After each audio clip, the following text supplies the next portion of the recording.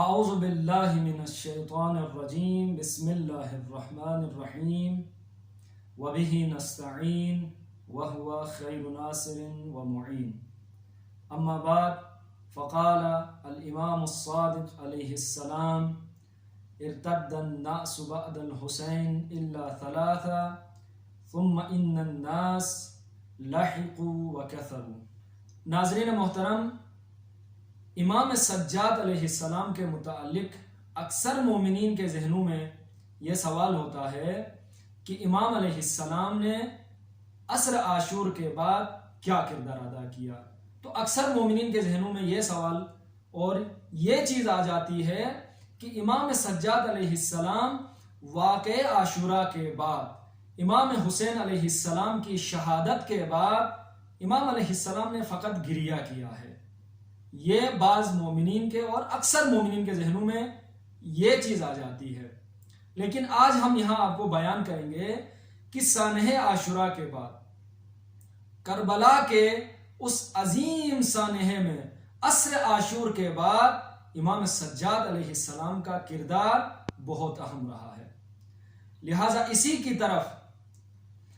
امام جعفر صادق علیہ السلام اپنے زمانے کے پہلے ائمہ علیہ السلام کے دور کی طرف اشارہ کرتے ہوئے امام علیہ السلام فرماتے ہیں، چھٹے امام فرماتے ہیں ارتد الناس بعد الحسین الا ثلاثا، کہ سانحہ کربلا کے بعد امام حسین علیہ السلام اور آپ کے باوفا انصار و اصحاب کی شہادت کے بعد تمام لوگوں نے دین سے منہ پھیر لیا، فقط اور فقط 3 لوگ رہ گئے تھے۔ بعض روایات میں ہیں 5 لوگ رہ گئے تھے۔ اسی طرح بعض دیگر روایات میں ذکر آیا ہے کہ امام حسین علیہ السلام کی شہادت کے بعد 7 لوگ رہ گئے تھے، باقی تمام لوگ دین سے منہ پھیر چکے تھے۔ اسی بات کی طرف خود امام سجاد علیہ السلام اپنے ایک نورانی جملے میں ارشاد فرماتے ہیں، ما بمکہ والمدینۃ 20 رجلا یحبنا، کہ مکہ اور مدینے میں 20 لوگ نہیں تھے جو ہم سے محبت کرتے،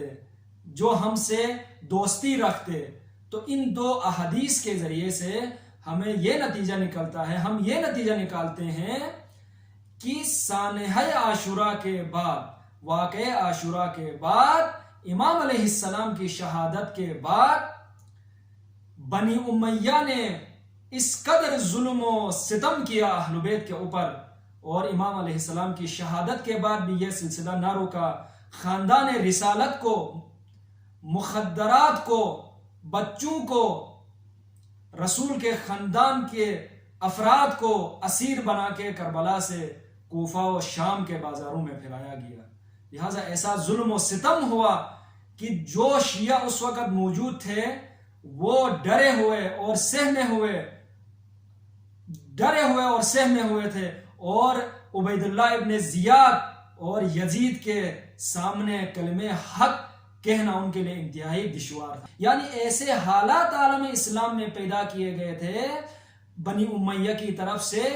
کہ امام علیہ السلام کی شہادت کے بعد، توابین کی شہادت کے بعد، حضرت مختار کی شہادت کے بعد عالم اسلام کے اندر، خاص کر مکہ اور مدینہ اور عراق کے اندر جو شیعہ تھے وہ ڈرے ہوئے، سہمے ہوئے،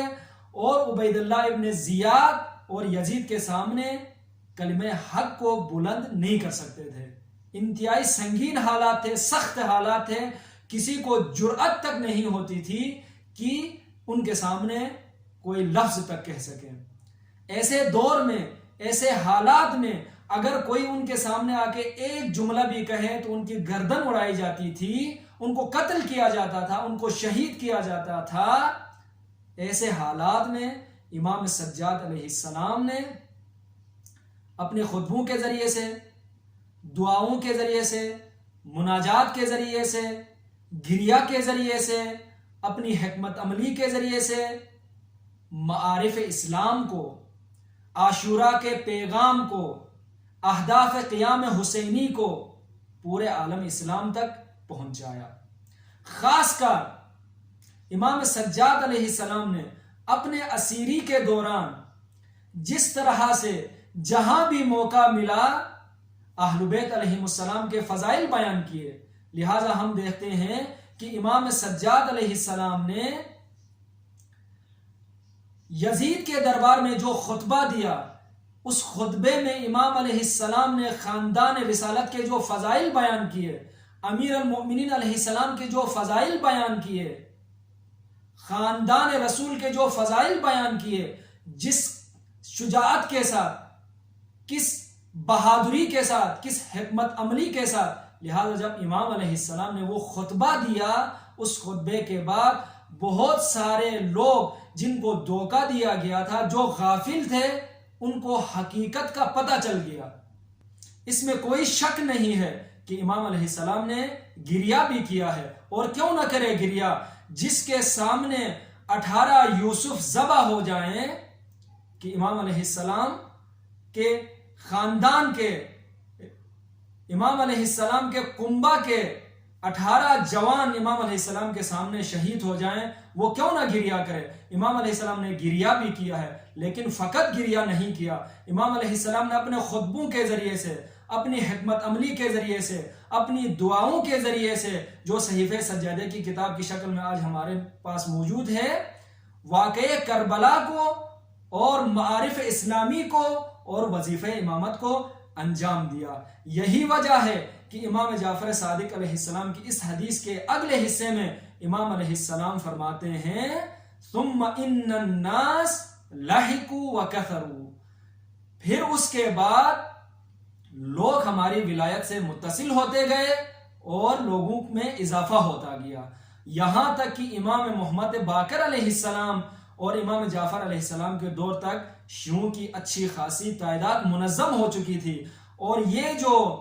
سانحہ کربلا کے بعد ڈرے ہوئے، سہمے ہوئے، پورے مثلا مدینہ، مکہ اور عراق کے اندر جو شیعہ تھے، ان کو منظم کرنا، معارف اسلامی کو پہنچانا، اور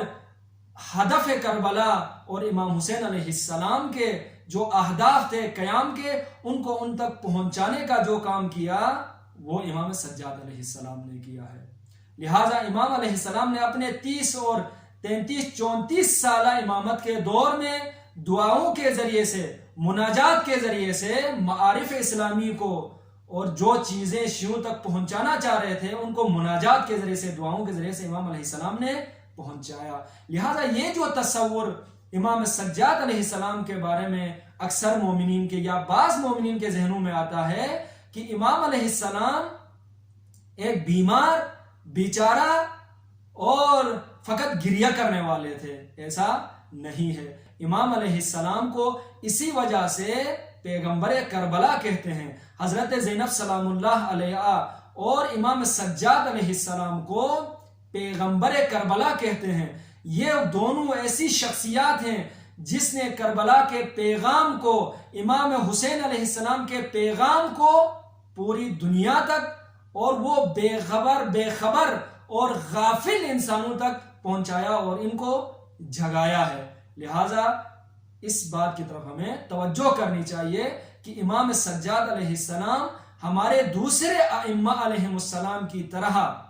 اگرچہ ایک بہت بڑا غم اور ایک عظیم سانحہ امام علیہ السلام کے آنکھوں کے سامنے پیش آیا تھا، لیکن پھر بھی امام علیہ السلام نے اپنے وظیفہ امامت کو انجام دیتے ہوئے وہ کام بروئے کار لائے، جن کی وجہ سے آج ہم اور آپ اس دنیا میں مکتب اہل بیت علیہ السلام کی پیروی کرتے ہیں، معارف اسلامی ہم تک پہنچ چکے ہیں۔ لہٰذا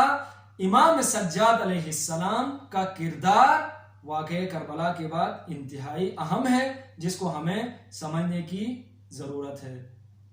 وآخر دعوانا ان الحمد للہ رب العالمین۔